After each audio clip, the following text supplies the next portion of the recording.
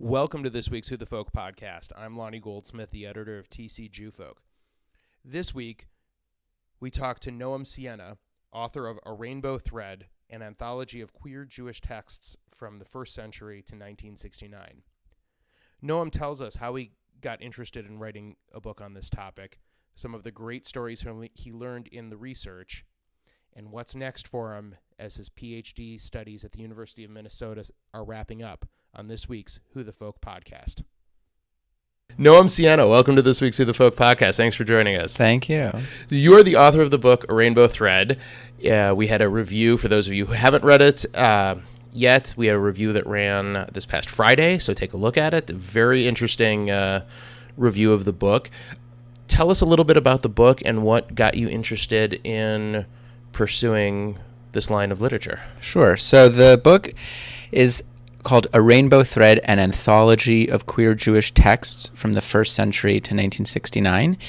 And it is a reader or a collection of primary documents, meaning every entry in the book, and there are 120 entries, each entry in the book is a historical document which was either written or published before 1969, and each entry is prefaced by a short commentary that I wrote based on research, my own research and the research of many of my colleagues, to give a little context of where this particular piece comes from. And the book is preceded by a full general introduction that I wrote as well that offers some of my reflections on queer Jewish history. So it's really a book that is more like a toolbox than necessarily a book that you might sit down and read cover to cover. It's the kind of, I mean, certainly you could if you wanted to, but it's the kind of thing that you could take the pieces of the book and reassemble it to do whatever you need it to do. So if you are an educator and you want to pull out different sources to use in a classroom, you can incorporate the sources into a syllabus. You could be inspired by the documents to create other kinds of artistic productions, plays, graphic novels, whatever. It's an open-ended kind of project. So I was inspired to do it really because it was the kind of thing that I really wanted to read myself. I have been working and studying in the field of Jewish history for many years now, and I had often come across material that related to the intersection of queer identity or LGBTQ identity and Jewish identity, which is an intersection that I live in myself as a queer Jew. And I kept thinking to myself, wouldn't it be great if there were some kind of central location, one compilation or a centralized anthology that had all of this interesting material in one place that I could see and analyze the full scope of how Jews have experienced, thought about, written about, struggled with sexuality and gender over the long history that we have as a people. So I was waiting for somebody else to do it. Nobody did it. And finally, a few years ago, I said, well, I'll just start and see how it goes. So I started collecting, really formally amassing the material. A publisher reached out and said they were interested in producing the book, and then it just snowballed into the book that it is. You say you were waiting for somebody else. Were you surprised that nobody did? Because it does sort of feel like that's a topic that probably should have been, covered at some point. Yeah. So I should say, of course, that it's not that nobody has investigated this intersection. Sure. What I was waiting for someone to do was trawl through the entirety of Jewish history and pick out the specific sources or texts or moments that are of interest to this intersection and shockingly or not, no one has had the patience or interest to really do that. What has happened is that, well, I would say there are two things that have happened over the last, let's say 30 or 40 years that have really been the basis, the ground under which my book stands, or on which my book stands. The first is there has been an incredible amount of work in LGBTQ history in general. There have been numerous anthologies, monographs, academic studies, community projects, archives that have collected immense amounts of archival material and cataloged that material and digitized much of it. So in many cases, what I was able to do was go through these archives or go through these collections or go through these academic works and pull out items of Jewish interest that haven't yet necessarily been analyzed in a Jewish context. And I'll give you an example in 1 second. So that's one thing that's happened. And the second thing that has happened is that there has been a lot of work in Jewish history, generally, but also in investigating areas of interest to this intersection of queer Jewish life, but in specific fields. So Yiddishists, for example, have done a lot of work in the last decades on queer Yiddish, Yiddish poetry and literature that expresses ideas about gender, about sexuality, Yiddish homoerotic literature and writing. So that's in the field of Yiddish studies. Medieval Jewish historians have done a lot of work writing and thinking about medieval Jewish poetry, homoerotic Hebrew poetry from the Middle Ages and what that means. Scholars of Talmud and rabbinic literature have done a lot of great work around thinking about gender and sexuality in the Talmud, in Midrash, right? But each of those is their own field, and nobody has gone through and said, okay, but what would happen if we put these rabbinic texts in conversation with these medieval texts, in conversation with these 19th century Yiddish texts, in conversation with American Jewish activists from the 1950s? What would happen if we put all of those materials in one place and saw what sparks travel between them? So that's kind of the project. So let me give you a few examples, please. So for an example in the first category, there's a wonderful project called the Digital Transgender Archive, which I believe is based out of the University of British Columbia. It's an academic institution. I don't remember exactly which one, but it's a digital archive that is based in an actual physical archive that collects material relating to transgender history and generally to the history of people who have lived across or between different gendered experiences, whether or not we can use the term transgender in the 19th century or even the early 20th century, but the experiences of what might be in those terms described as a man who had lived as a woman or a woman who had lived as a man. And so often it's described in the language of like a woman masquerading as a man, a soldier or a doctor or sailor, was unmasked to reveal that he had actually been a woman this whole time, right? And so there are a lot of ways that we could understand that story. And in the past, people would say things like, oh, well, this was just a woman who really wanted to be a soldier and, dressed as a man in order to pursue that. And that's certainly one way of understanding it. But we also could read this as a story about gender. So so there's this digital transgender archive, and I was going through this digitized repository looking for items of Jewish interest. And I found a newspaper clipping from 1915 that described a story just like this situation. A Jewish immigrant from Poland who had been living and working as a man in the United States with a wife, died of tuberculosis, and after their death, the doctor revealed that this man, quote unquote man, had actually, quote unquote, been a woman. And it was a very short clipping, but it was of immense interest to me, and so I then pursued some research to find more about this person and their life. It's an ongoing research project. I haven't totally found everything I'd like to know about this person, but I was able to find their listing in the 1910 census, where they are listed as male, married with their wife, living at the time in Detroit. And then their death certificate from Chicago, where they died of tuberculosis in 1915.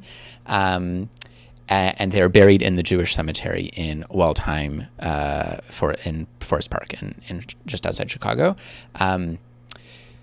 So this is a really interesting story, and this is a story that could be read as a story about gender, certainly. It could also be a story about sexuality, right? Like we could read this as, oh, this is a story about two women who were in a relationship, who committed to each other, who were intimate. You know, we don't know the details, but they were living in an intimate relationship. And the framework that they chose to have that relationship be legitimized was that one of the partners chose to live as a man and be recognized as a man, live under a man's name, et cetera, et cetera. So we could read it as a story about sexuality. And there are other parallels to the butch-femme dynamic in which the butch partner partially or fully lived under a male name and as in a male persona in the early 20th century. This is not uncommon. So it's all of those things, but it's also a story about Jewish history. It's also a story about Jewish immigration to the United States in the early 20th century. It's also a story about Jewish labor. So, Ben Rosenstein, who is this immigrant, Ben Rosenstein, comes to New York early in the 1900s from Poland, works in the textile industry, works in a sweatshop, takes on a male persona, works in a factory. This is like the story of hundreds of thousands of American Jewish immigrants. Right. That part of the story isn't unique. Yeah. Ben Rosenstein, in one of the articles, it's described that Ben Rosenstein becomes very involved in the labor union movement by reading Marx and attending Yiddish socialist lectures about socialism and about workers' rights and about labor. And that's part of what actually, at least according to this one article, that's part of what gives Ben Rosenstein the idea that they can live as a man, because they realize, wait a second, this is unfair that as a woman, I'm making 5 cents an hour, but as a man, I could make 15 cents an hour when I'm doing the same labor, and it's just this artificial category of gender that's being imposed upon me by the class hierarchy that is dictating my worth based on external characteristics. So there's a lot about this story. Oh, and then, of course, when they get tuberculosis, they're supported by a doctor that's sent by HIAS, the Hebrew Immigrant Aid Society, which is a Jewish institution that tries to... So the doctor discovers that Ben, was born assigned female. The doctor from HIAS offers to send Ben to a sanitarium, but a women's sanitarium, right? So HIAS says, we'll pay for you to receive treatment for tuberculosis if you're willing to live as a woman. And Ben says, no, I would rather die. And unfortunately, Ben does die. But we might now want to reread this story and start thinking about, are there ways in which Jewish communal institutions had a hand in shaping expectations around gender, around labor? Let's start thinking about questions of labor and gender in the early 20th century through the lens of this story. So all of these questions are not new questions, but they're questions that haven't necessarily been investigated through this lens.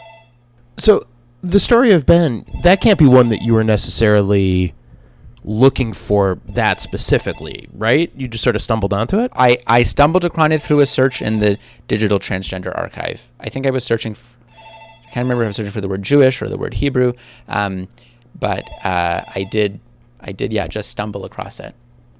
I stumbled across the story. I was not looking necessarily for that story, but I had a sense that there would be something in this Digital Transgender Archive of Jewish interest, and so then I was able to find it. But as far as I know, this story has never been discussed in academic Jewish in a Jewish publication. So many of the stories are like that. They're out there. They're just waiting to be recognized and uncovered. That's a great story, though. That's really, it's really interesting. And I think there's probably a lot of people who didn't necessarily think about the LGBTQ community, that far back certainly back to the beginnings of where you start your book. Not to say that it didn't exist, obviously it did, but to think about it and sort of put the study into it that you did. Yeah, and that's a really important observation, and I think one of the points that I'm trying to make with this book is we happen to know Ben Rosenstein's story through a series of exceptional circumstances. First of all, Ben Rosenstein's story was uncovered and recorded in the way that it was, right? This doctor chose to take their story to the papers. It was published front page news in the Chicago Daily Tribune for February 8th, 1915, when they died. That newspaper article was then, digitized and archived and made accessible to researchers like myself. And I was able to then recognize it and put it in its context. So if that is true, how many other stories must there have been from the same time and place, similar circumstances, that were left unrecorded? All of a sudden, we now have to realize, wait a second, what we thought we knew about the story of Jewish migration and labor in the early 20th century in the United States actually is based on incomplete data, and we need to now rethink that whole story. And that's true for every time period and context which this book covers, which, as you note, is a very large time frame and also a very large geographic span, because it covers really every area of Jewish life, from the Middle East, North Africa, Europe, both Western and Eastern Europe, Central Asia, the United States and Canada, Latin America, Europe, England, France, Germany, Italy, you name it. Yeah. Why cut it off at 1969?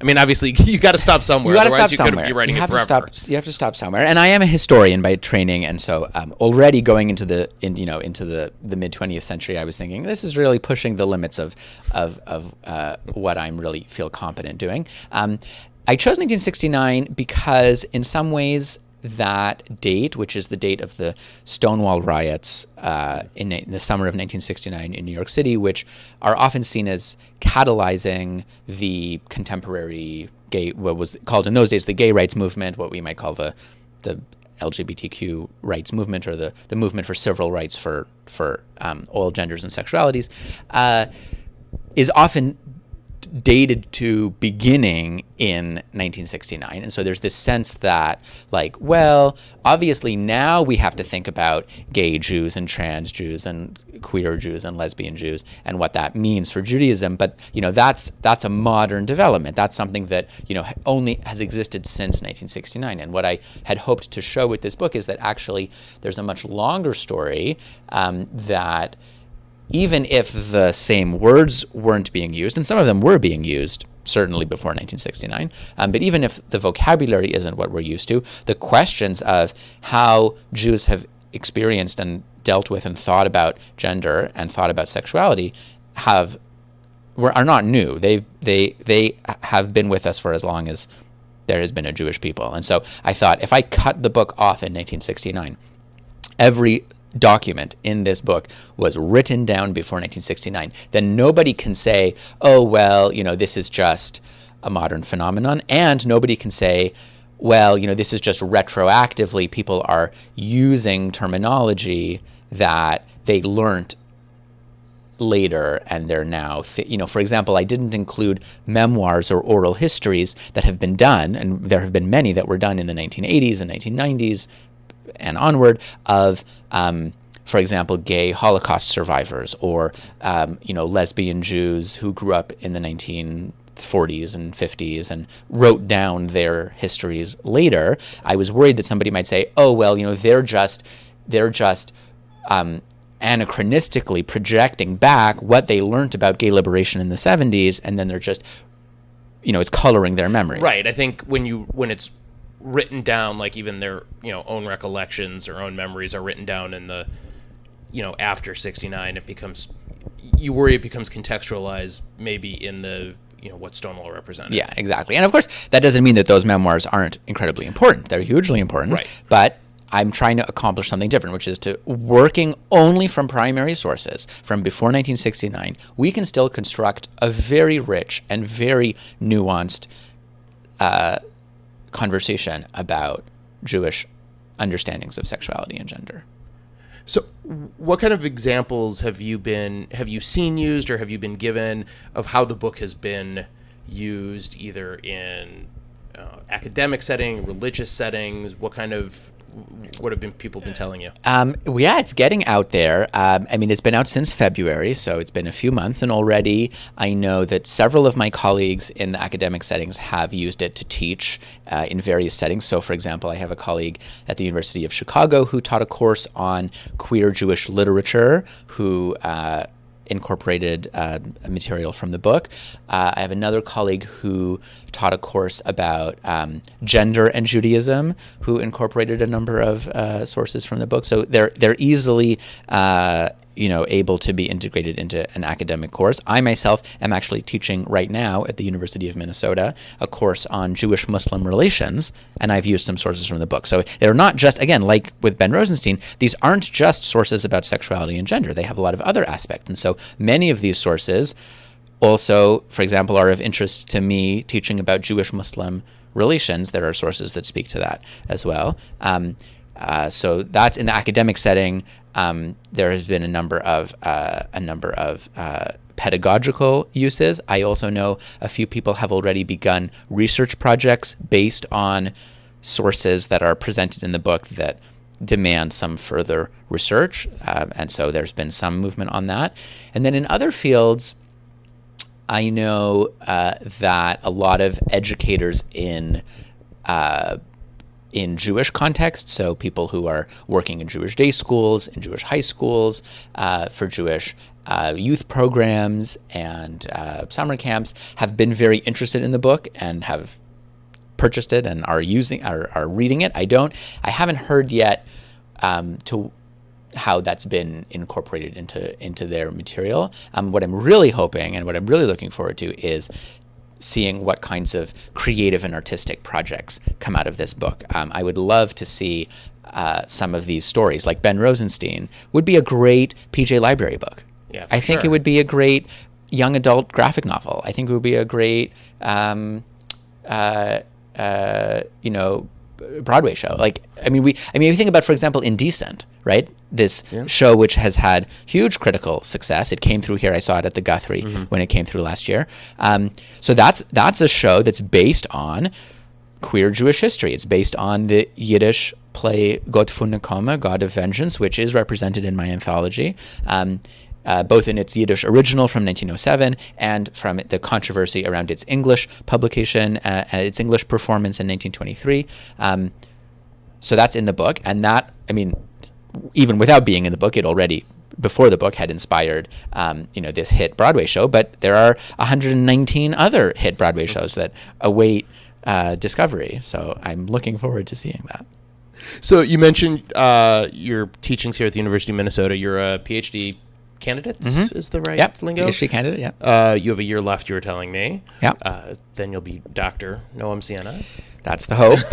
So God what's willing.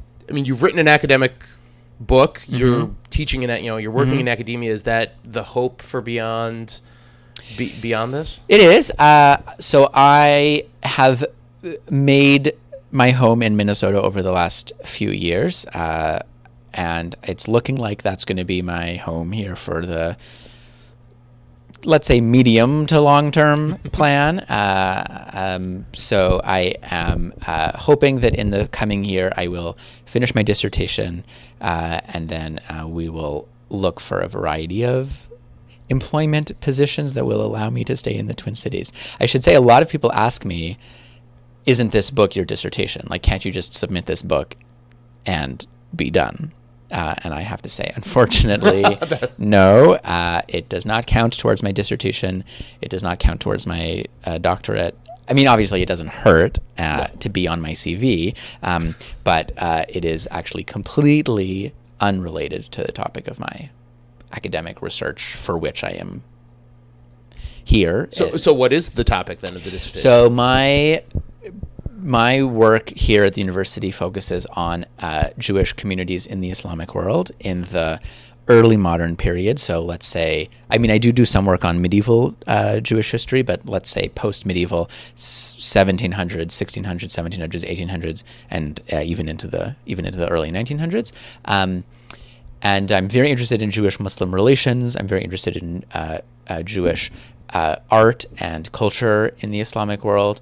And so my dissertation focuses on Jewish bookmaking, so both how Jews made books, physically, manuscript writing, and early printing, and then what kinds of books they were writing and what kinds of books they were reading, and how books moved around in Jewish society as a material object. So the tentative title of my dissertation is Making and Reading Jewish Books in North Africa, 1700 to 1900. So that's the project. It really, people are often very surprised. They say, really, you wrote an entire book that has nothing to do with your dissertation while you were working on your dissertation? It does seem a little crazy now that I look back on it, but the book is finished and the dissertation is on track. It's actually on schedule. So I'm hoping so far that everything will continue on track. So dissertation defense on schedule for next year then? That's the plan, yeah, right. And that is the hope. Knock on wood. Yeah. So you mentioned art. You have been featured in Who the Folk before in early 2016, almost solely for your work as a henna artist. Are you still doing that? So my artistic practice has shifted and transformed over the last 4 or 5 years. So one of my first main foray into artistic practice was as a henna artist, which actually grew out of an academic research project that I had done on the history of henna in the Jewish world, and that sort of developed a side project of henna art, working as a henna artist. I've sort of retired from henna practice, you might say. I'm not working actively as a henna artist anymore, although I still try and keep an eye on what's going on in the world of henna artists, and obviously I'm still very interested and happy to talk to people about henna, but I've moved on from that as an artistic practice. I have been spending the last 6 or 7 years, even before I moved to Minnesota, working as a Hebrew calligrapher.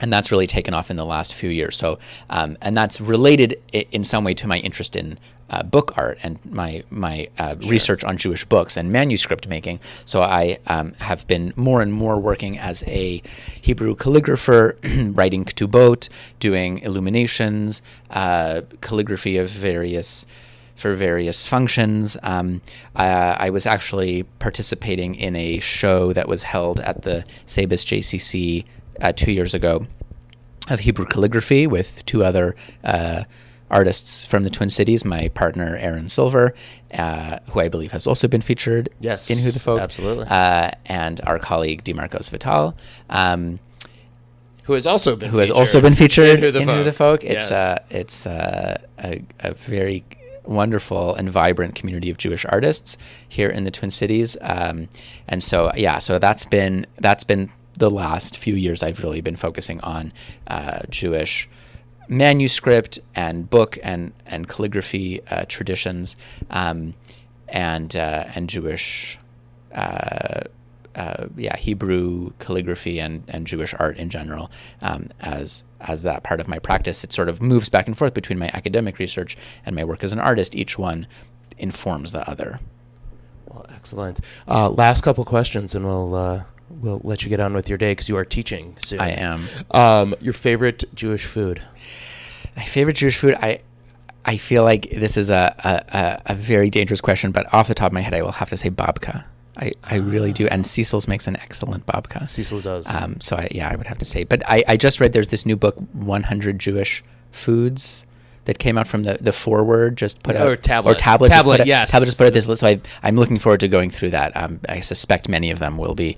Can I give a second one? Actually, Please. shakshuka. I actually just wrote an article, a paper on the history of shakshuka. I discovered the oldest known Jewish shakshuka recipe in the archives in Jerusalem last year.